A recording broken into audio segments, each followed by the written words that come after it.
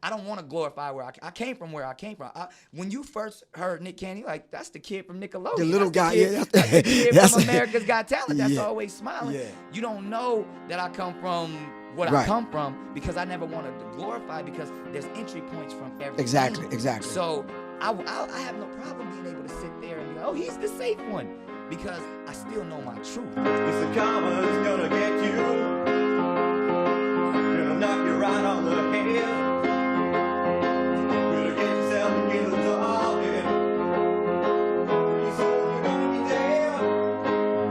But I do subscribe to numerology. I do understand symbolism. I do understand that there's spiritual warfare going on. But I, as someone who came from the projects, somebody who still got cousins dying in shootings, who still be in these prison systems weekly, I'm not gonna put a they on the or say that someone else when I know I'm God. What in the world you thinking of? Laughing in the face of love. What on earth you trying to do? It's up to you. Yeah, you. Why is it that we tend to give them so much power? And when did that come? And like, it has to be before slavery. It has to be before colonization. Yeah. If I want to say I am a God, I have to really embrace that and can't say someone else overpowers. Right. But guess who? I don't mean to cut you off, but yeah. Guess who is behind the people that's saying that? They call themselves the Illuminati. We didn't call them that. Really? The holders of the light. Really? The light bearers. Still to this day? In different organizations and fraternities and sororities and groups and secret societies. It's the karma's gonna get you.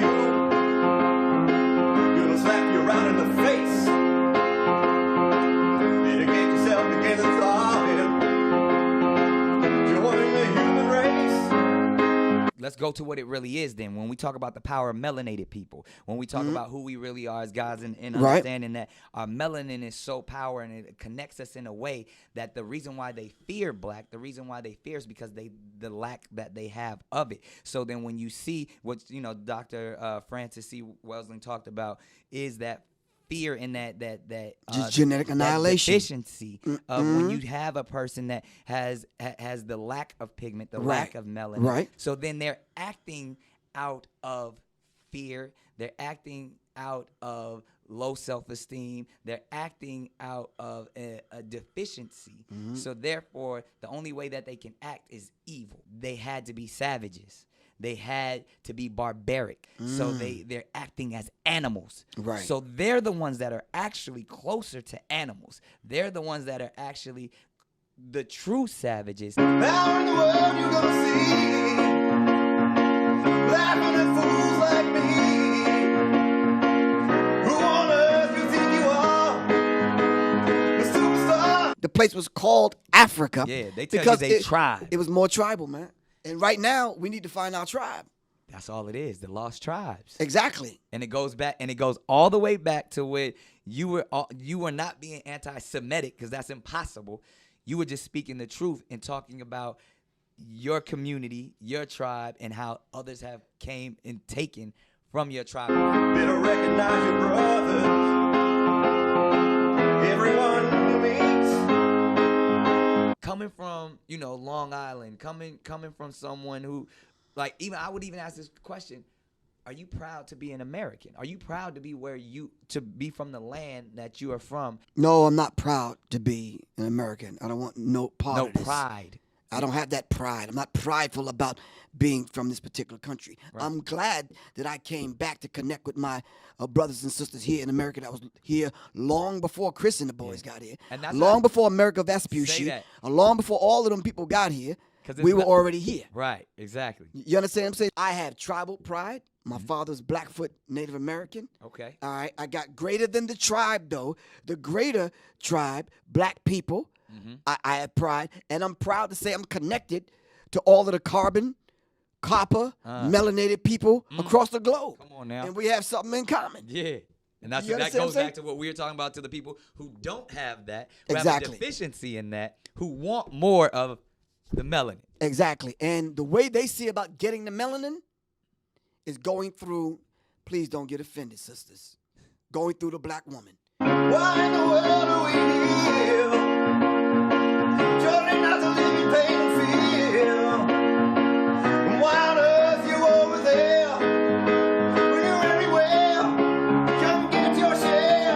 then we get into colorism. Yeah. And these seats, The lighter and the darker. Right, Who has still- more and melanin then in who that? said you can't find one thing on any program, on or offline, where I disrespect not only Jewish people but gay people. I don't have that conversation like that. Because you don't have that in your spirit. It's not in my spirit because it's all love. Right. Goes back to what he's saying. We soak up the sun. We get power from the Exactly. sun. We process it. They You die understand? on the sun. Exactly. The sun kills them. Exactly. It empowers us. Right. With a high form of alchemy, we turn that into, we can get melanated and mellow at night. But when we serious, we get in that sun, we get turned up and lit. You understand what I'm saying? Talk Because about we got the melanin to do that, man. Right. Yeah, and a pineal gland that allows us to astral plane and do all the things and that go we do. even- yeah. Exactly. But they don't get that. Exactly. We all shine on like the moon and the stars and the sun. And we all shine on and on and on and on and on. Right. Yeah.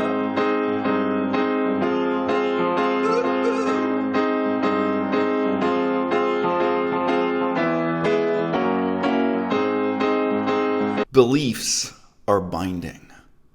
Meanings are dangerous. If you know someone who really believes in astrology, who really believes that there are different signs and symbols written into the stars that explain people's personality, that guide people's destinies and fates, they will interpret and reinterpret the most minute and insignificant details of people's lives to fit in with this pattern of meanings that they believe in. It can be very, very hard to shake them out of this belief. Once you start living with that meaning, you see it everywhere. You interpret new and unfamiliar things within that pattern of pre-established meanings. I knew someone in Cambodia who really believed in the Chinese zodiac. All right, so some people are a rooster, some people are a horse. This, instead of Virgo and Sagittarius, this is a different set of zodiac signs, whatever you want to say. I remember she was an intelligent person, really sitting down and trying to talk to her and say, look, when you have a classroom full of students who are all born in the same year, thus in the same zodiac sign, you really think they have anything in common? Like how empirically do you square this circle? But of course, that's exactly what she does. She interpreted things about me and my life in terms of my zodiac sign. The hardest thing about this is you're not asking the person to take a step from one delusion to another. You're actually asking them to take the step from believing in this thing that brings meaning to their life, that infests their view of the world with all kinds of meanings, to believing in nothing at all, right? Once you've really adopted this sort of worldview that Nick Cannon gives voice to, right? He doesn't perceive himself as racist. He doesn't perceive himself as prejudiced. It doesn't matter how much new information he takes on. He could sit down and read a legitimate history book, and he's going to reinterpret what happened, those events in history, the same way that someone who believes in zodiac signs and astrology is going to reinterpret the events in people's lives, and indeed even events in history, in those terms, within that grid of prefabricated, belief-based meanings. What Nick Cannon is giving voice to here, it ain't new. It ain't something that just came out of nowhere. You can hear the same thing from Black Hebrew Israelites. You can hear the same things from the 5%ers. You can hear a lot of the same verbiage from the early Malcolm X. And the thing is about Malcolm, he was too intelligent to really buy into it all the way. And he was very keenly aware of the critique of his views offered by Dr. Martin Luther King Jr. He really was aware, even though Malcolm X also came out of this ignorant gangster prison sentence background. And, this theory that white people were the result of a scientific experiment. You'll see him trying to dance around this. This ain't something new that just came out of nowhere. The British Empire is over. But what's much harder for us all to deal with is that the belief in the excuses that underpinned the British Empire are falling apart right here and right now. Right? And that is new. When I was a kid, there were still people who were old enough, they were born in that generation, that really believed in that sense of mandate and meaning and purpose that the British Empire had. When I was a kid, there still were people around who really thought that what Christopher Columbus did was a good and wonderful thing, and who really saw the British conquest of Canada and North America as steps towards progress. When I was a kid, there were still people around who thought that the British conquering parts of Africa was part of the march towards progress and was a wonderful thing. Those excuses, those meanings, those zodiac signs in the stars, those really ruled people's hearts and minds, right?